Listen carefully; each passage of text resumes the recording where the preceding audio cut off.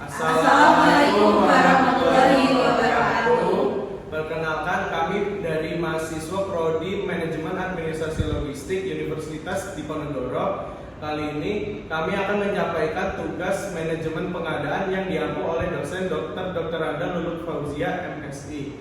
Kali ini kami akan mempresentasikan materi tentang pemilihan supplier yang tepat. Sebelumnya, perkenalkan, nama saya Arya Pradipa Surya Nugraha dengan NIM 090. Saya Senia Valentina dengan NIM akhir 104. Saya Febrina Fitrian dengan NIM akhir 110. Saya Dita Febrian Jidongora dengan NIM akhir 075. Saya Azara Afsal Zulfikar dengan NIM akhir 059.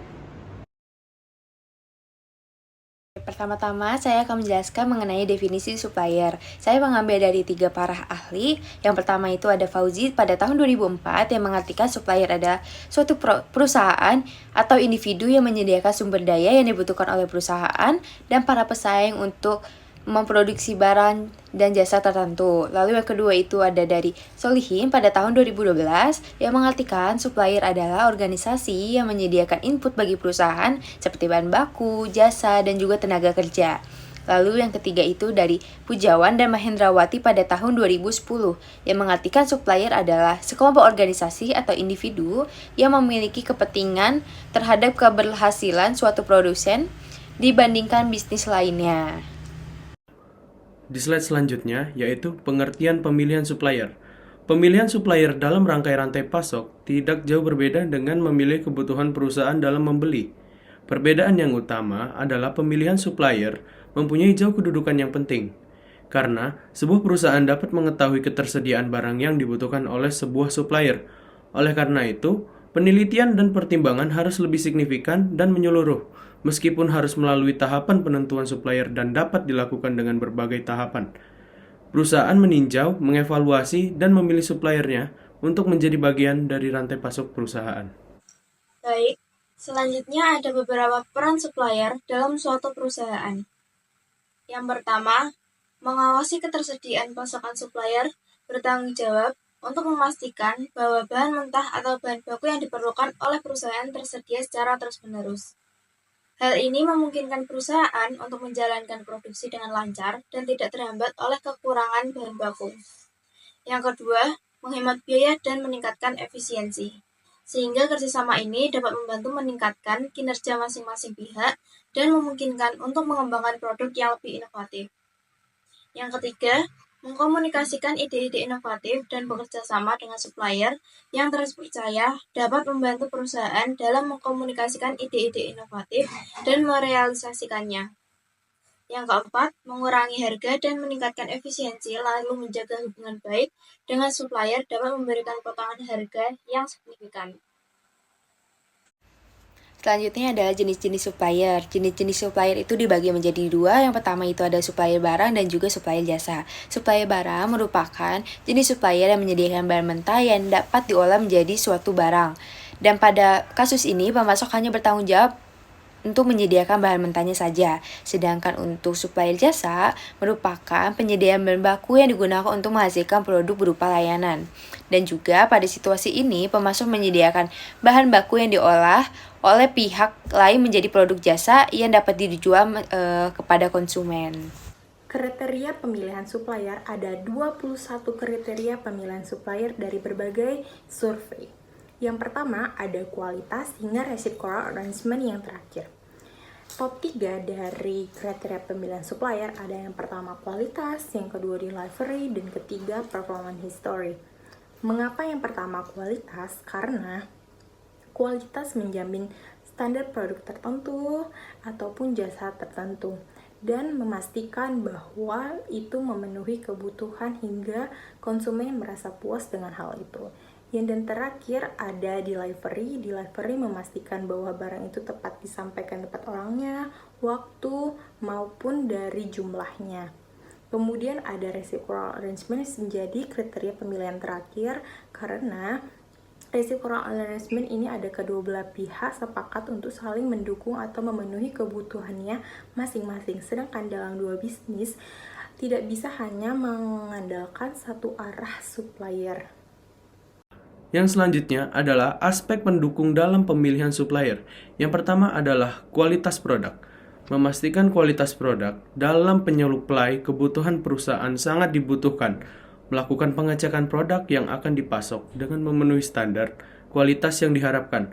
Melakukan pengujian atau meminta sampel produk untuk penelitian. Yang kedua adalah harga. Perusahaan juga memperhatikan harga yang ditawarkan oleh supplier untuk efisiensi kegiatan produksi, supaya perusahaan juga bisa bersaing dan sesuai anggaran pengeluaran, mempertimbangkan keuntungan yang ditawarkan oleh supplier dalam harga yang ditawarkan.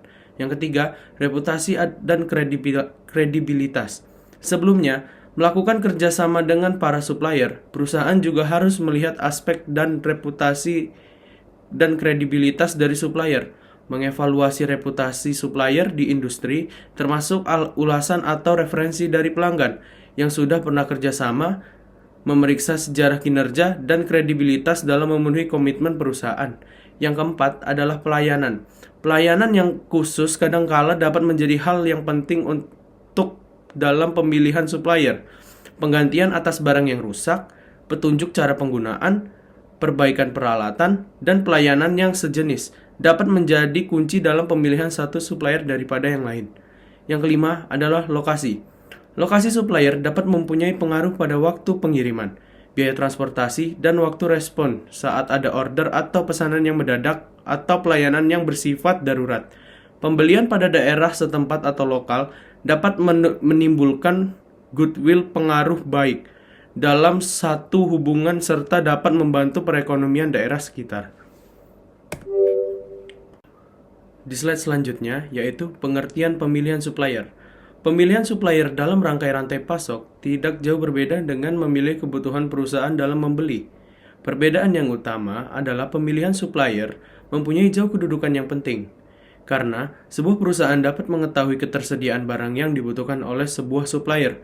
Oleh karena itu, penelitian dan pertimbangan harus lebih signifikan dan menyeluruh, meskipun harus melalui tahapan penentuan supplier dan dapat dilakukan dengan berbagai tahapan. Perusahaan meninjau, mengevaluasi, dan memilih suppliernya untuk menjadi bagian dari rantai pasok perusahaan.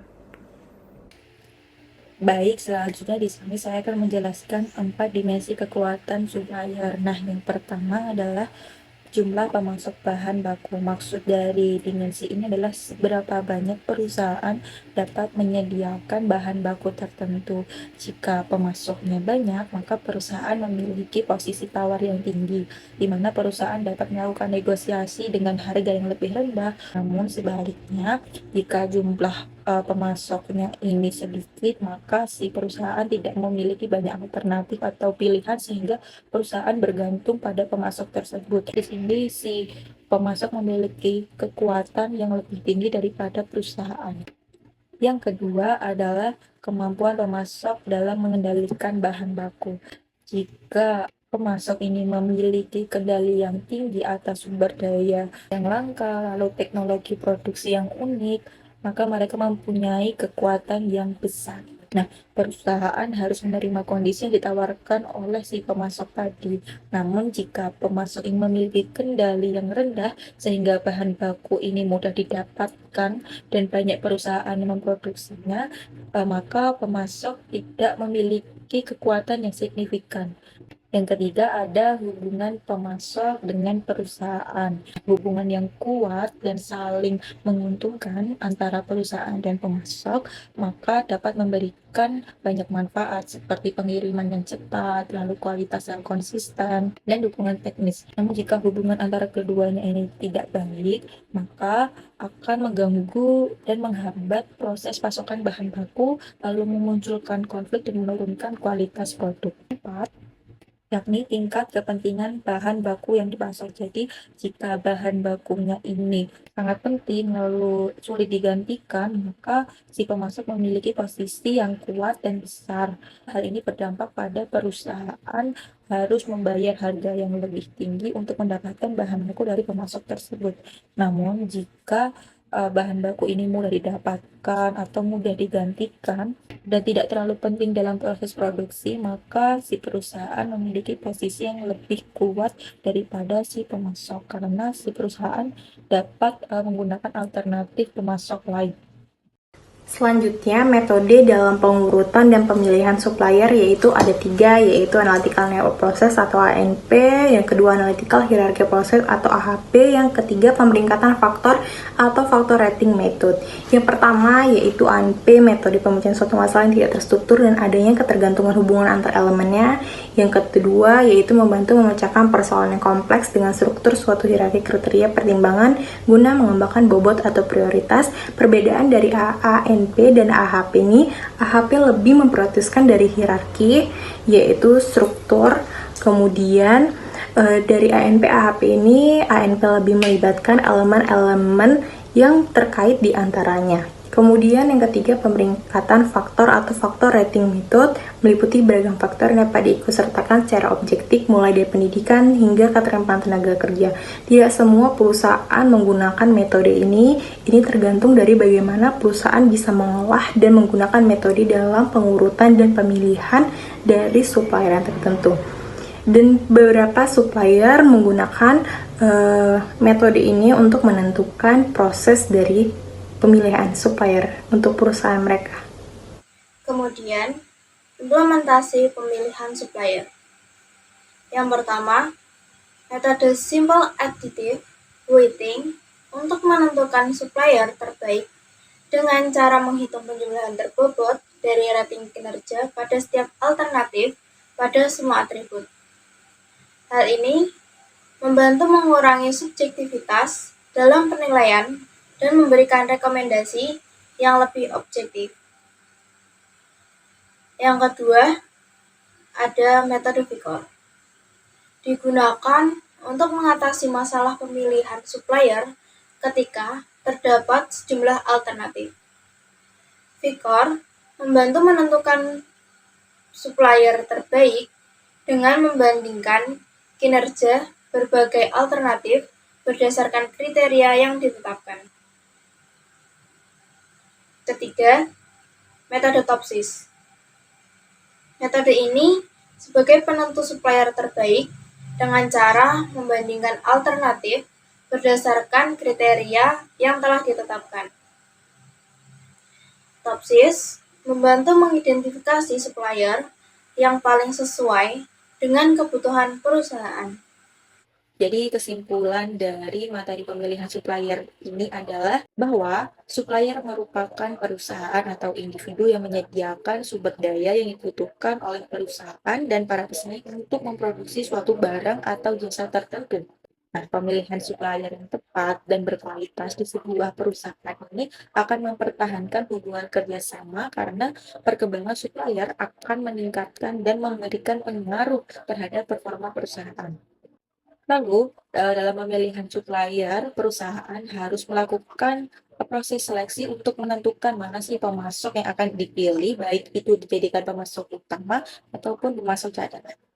Sekian dari kami, maaf jika ada kesalahan dan kekurangan dalam penyampaian materi kami.